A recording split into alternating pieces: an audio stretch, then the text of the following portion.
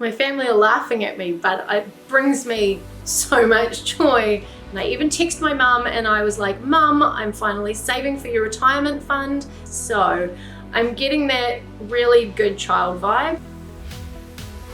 Hey guys, welcome along. If you are new here, I'm Tracy from Red in the Wall Photography, and if you are one of my returning subscribers or one of my family members, thanks for coming back again. Now it's 2024 and I have just stepped into the realm of stock photography as of last month, and because I really appreciated a lot of the videos that I watched about stock photography, I wanted to start my own series and give you a play-by-play of what I'm doing each month, what I'm earning, and what it looks like to create a stock portfolio in 2024 from scratch. So I'm gonna bring you guys along on this journey. If you're watching this, I'm gonna go out on a limb and say you're probably interested in stock photography, have probably been doing a bit of research on it. So I'm gonna link the timestamps down below of what's in the video, just in case that you wanna skip past anything and get to the stuff that you really wanna know. Otherwise, sit, chill, grab a coffee, and I'll tell you about my first month of doing stock photography, my agency choices, how many assets I got up, and my very first sale that I made in January, and let me tell you the disproportionate amount of joy that this brings me. So let's get into it. Stock photography is not something that's new to me, but I did do a really excellent course on Udemy at the beginning of the year. It was about 2 hours long and it contained everything. So I'm gonna link it below. And when you get serious about wanting to do stock photography or wanting to up your photography game, I highly recommend this. It's only 2 hours, but the amount of information packed into this will start you off perfectly with which agencies to choose, which ones not to.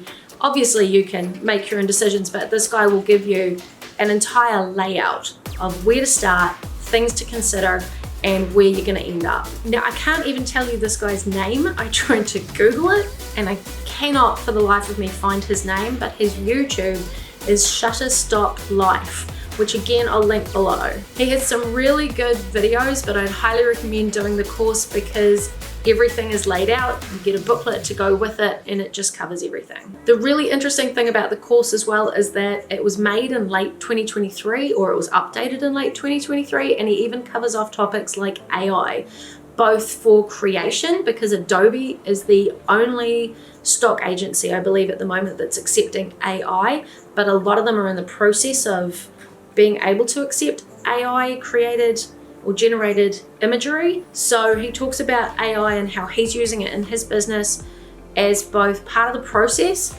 and to be able to upload within his stock portfolio. So he's creating AI generated imagery and then being able to use that as part of his portfolio. So even if you don't have the time to go out and do photography, there are other options. And Udemy often do discounts on courses, so check that out as well. Links below. After taking some advice from the guy that ran the courses, plus doing a bit more research myself on YouTube, and a really exceptional blog post that I found, which I will link all of that below because it was really interesting, I picked 5 agencies that I'm going to start with for photography in specific. I'll get to videography and AI and a few other things, some design work a bit later on, but right now I'm just focusing on photography. Those 5 are Adobe, Shutterstock, Alamy, Pond5, and Deposit Photos. As a side note, I did sign up with Shutterstock about 2 years ago. I think I uploaded maybe half a dozen images that I've since made like an entire $1 off in 2 years. But other than that, all the other ones I signed up with about mid-January. As at the end of January, I had my first 45 images loaded onto 3 of the 5 stock sites. 2 of them I hadn't been accepted to yet.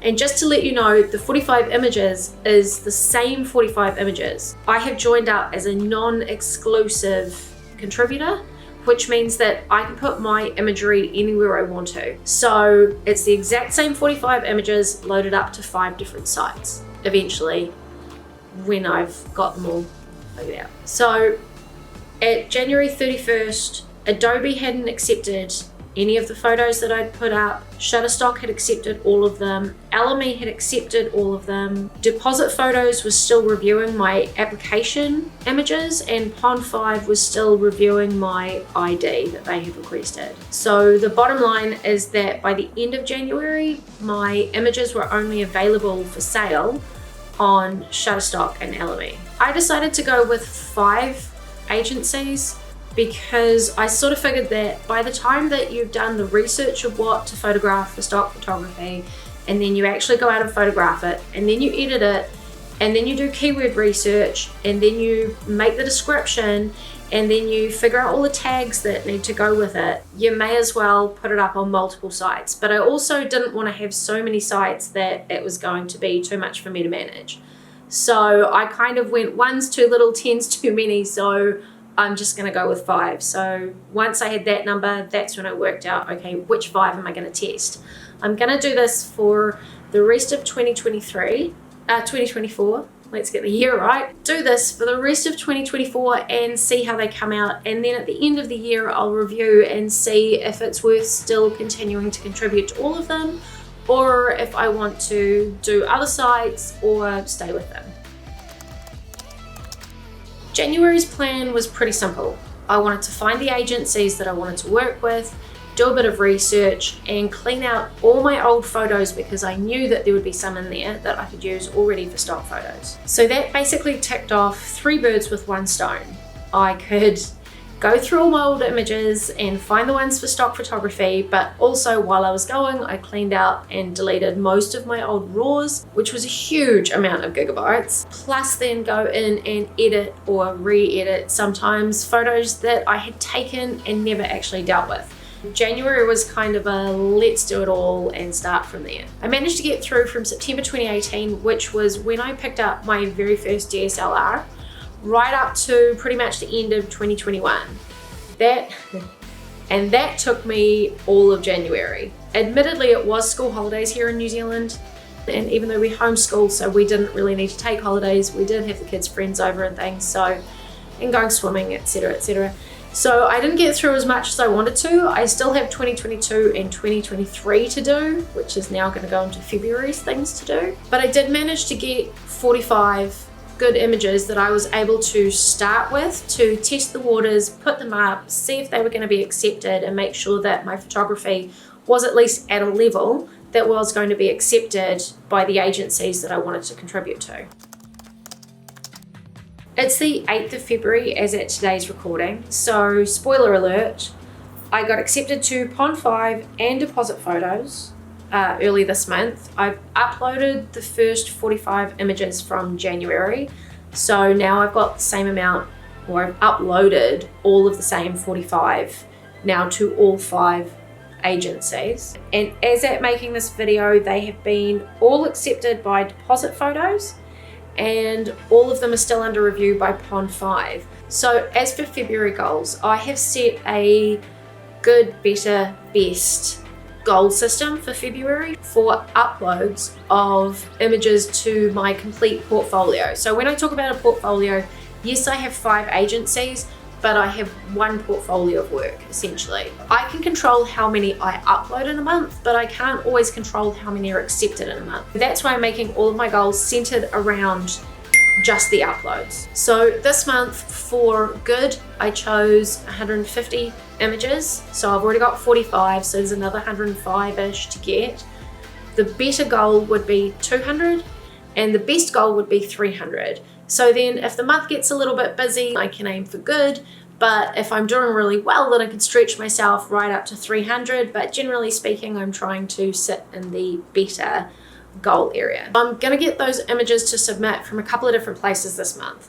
One, it's birthday month in our house. We've got quite a few birthdays this month, so I'm gonna be taking photos of cakes and balloons and party stuff, so there's bound to be something in there that I can upload. Number 2, there's a couple of local events, and it's summer, so I'm still getting out and about with the camera, so I know that there'll be a couple from there that I'll be able to upload. And number 3, I still have 2022 and 2023 to go through, and I was way more prolific with my photography in the last 2 years, and my photography was a lot better. So I know that in there will be a lot of images that I will be able to put up for stock this month. March is going to be a completely different strategy to the first 2 months because January and February have really just been about testing the agencies, making sure everything's working properly and having a clean out. So we'll get to that at the end of February. So this is really interesting. I watched a YouTube video, which I'll link below, about a guy that said that he did an experiment with his stock portfolio. After years and years of being a stock contributor, he found that 90% of his stock images weren't selling. So on one specific agency website, he took down the 90% that weren't selling and only left up the 10% that were selling, and he found that his sales absolutely tanked. And what this really said to me was that that other 90% was actually how that 10% was being found. So when you're doing stock photography, even if you're like, oh, it's just another flower photo, think about anything as being part of your portfolio so that people can find it and go, it's not quite the right image, but then they can come to your portfolio and maybe find the one that they're looking for. So don't think that every photo is going to be amazing, every photo is going to sell. Just know that whatever you put up, a percentage of that will sell. With that story in mind, I decided not to worry about what photos I was putting up for the first couple of months. I'm just putting up anything that I have. So for instance, I have flower photos and seashell photos and lighting photos and car photos.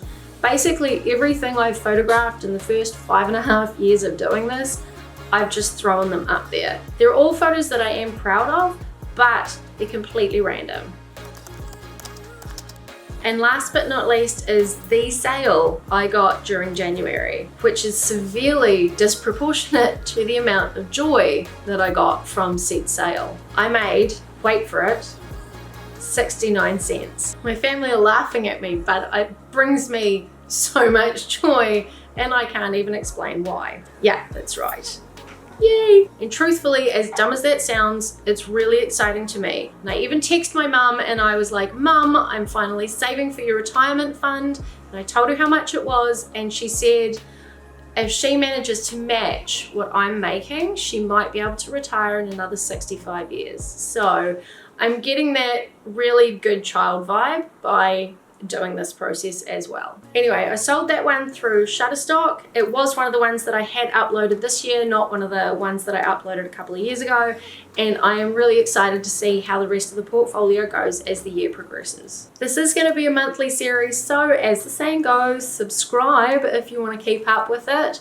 Hit the notification bell if you're one of those crazy people that likes to know things first. And if you've got to the end of this video, please give it a thumbs up because that tells YouTube to share it out to just a few more people and that'll help grow the channel. And on a serious note, if you have anything that you want me to talk about on a photography or stock photography level, please drop it in the comments. There is always room in the stock photography landscape for more contributors. So if there's anything I can do to help you on your journey, please let me know. And I'll see you next time. Bye.